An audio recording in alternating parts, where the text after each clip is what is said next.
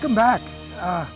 My guest for this segment is Tom McHugh, a certified navigator for the Affordable Care Act. Tom, tell me what a certified navigator does. Certified navigator, we're pretty much out there to educate the public, let them know more about the Affordable Care Act, answer any questions they have, expose them to the application process, and then give them the different options that are available for them to apply for the Affordable Care Act. You were one of those people that during the rollout, when they were having the computer problems, probably had your phone ringing off the hook. Oh, absolutely, absolutely. The application process itself, it's a pretty simple application. It should take 15 to 20 minutes when there's no glitches. There's been a lot of glitches, as we all know, but they seem to be a thing of the past. And my understanding is over 30,000 people have completed the application process in the last couple of days, which is more than the number of people that have completed the application since October 1st. Now, Tom, I just had as my first guest a young lawyer applying for insurance for the first time. Mm-hmm. He applied for a policy on his own and got a notice. Unfortunately, he had a pre-existing condition. So there still are people being denied coverage, not under the Affordable Care Act, but for pre-existing conditions. And that will go away in 2014. Okay. The pre-existing condition was another benefit of the Affordable Care Act that will be implemented 2014, January 1. Well, that drove him immediately to the Affordable Care Act website, and I'm happy to say he had a good experience. Which is a good thing. Anybody can continue to get insurance as they always did, one-on-one personal insurance, private insurance through your local provider. The marketplace provides two opportunities to save yourself some money on a premium. One is the marketplace is competitive. There's going to be similar policies in the marketplace, but more competitively priced because it's a marketplace and it's competition. I insure 30 people. Now, come January 1st, none of them, if I hire somebody on January 2nd that have pre-existing conditions, put them on my policy, there's no problem with that? No. Not at all. Thanks to the Affordable Care Act. Thanks to the Affordable Care Act. One of the major components of the Affordable Care Act, besides the tax credits that are available, that was the other point I was going to bring up. When you apply for health care individually and privately, it's one-on-one with your provider. When you apply for health care through the marketplace, two things happen. One is the competitiveness I talked about, but the other thing is you have a possibility of qualifying for a tax credit. That tax credit is available to apply towards your premium if you purchase your insurance through the marketplace. That tax credit is not available if you purchase your health care coverage individually or in the private sector. So even now, as an employer, I should be looking at the Affordable Care Act. Is that right? Absolutely. You as an employer actually have an extra year to look at the tenets of the Affordable Care Act because we postponed that for a year for the small business owners. And if I do, and my insurance company doesn't use 80% of my premium dollars, I get a You're going to get money back. But I'm not going to get that unless I go to the Affordable Care Act to sign up. Is Exactly. that correct? Exactly. As an employer. Yes. There's so many benefits to it. It baffles me how politicians can argue that this is a bad thing for America.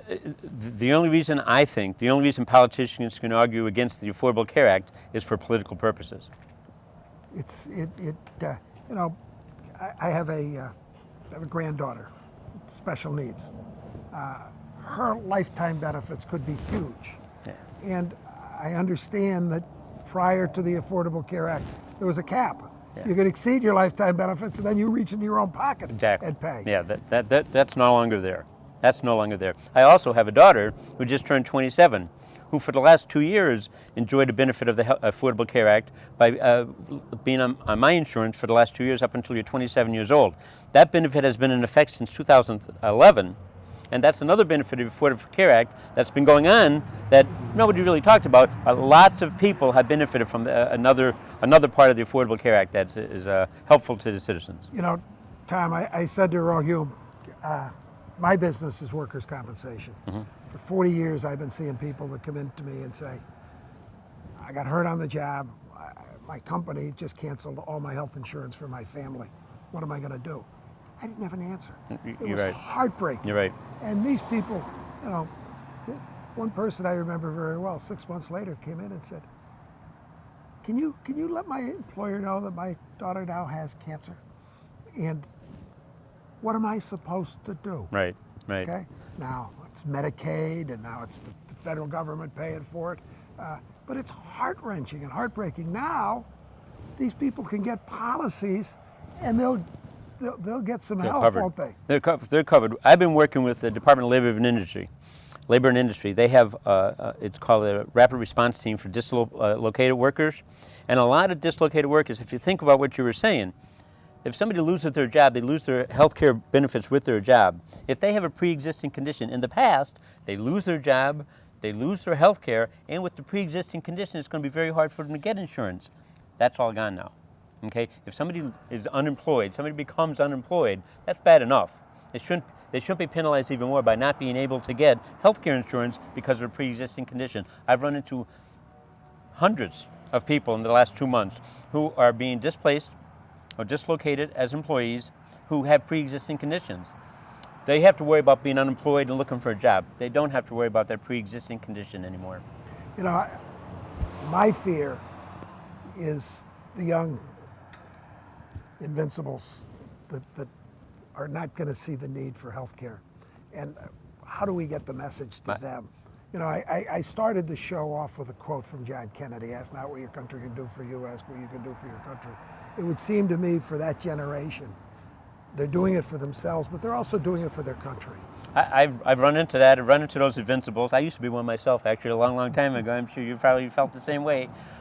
I've run into that, and that's our next phase. Right now, we're dealing with people who are going to lose health care on December 31st. We want to get them insured by January 1st. Our next phase is going to be talking to college students, going onto the campuses saying, you need to get health care, and here's why. And there's lots of good reasons why they should. I ran into a young man one day at a local fast food store saying, I don't need health care. I don't want health care. And I said, well, that's fine, but if something happens to you, I'll get it then. And I said, well, you better hope you get it during the open enrollment period, because after March 31st, you can't apply for health care again until October with the Affordable Care Act. There's an open enrollment period that started October 1st and goes to March 31st. After that, it opens again in October. So you have that open enrollment period. Unless you have a life event change, then you have a waiver and you can get insurance at any given time. A life event change would be losing your job. Losing your job, marriage, divorce, birth of a child, lots of things. And you just put a request in for a waiver. And in most cases, if it's a legitimate life event change, you'll get that waiver and you can apply for insurance right away.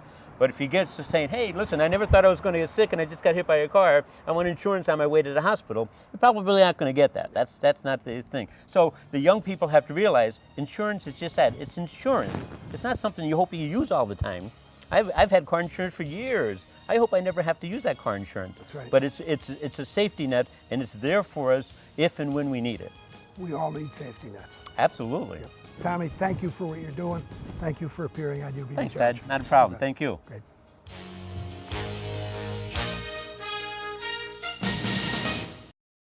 Todd O'Malley again. If you're hurt or sick, can't work, Social Security could be the answer. Grab your cell phone. Call the lawyers at O'Malley & Langen, 1-800-817-2667. And remember, we don't get paid unless you win.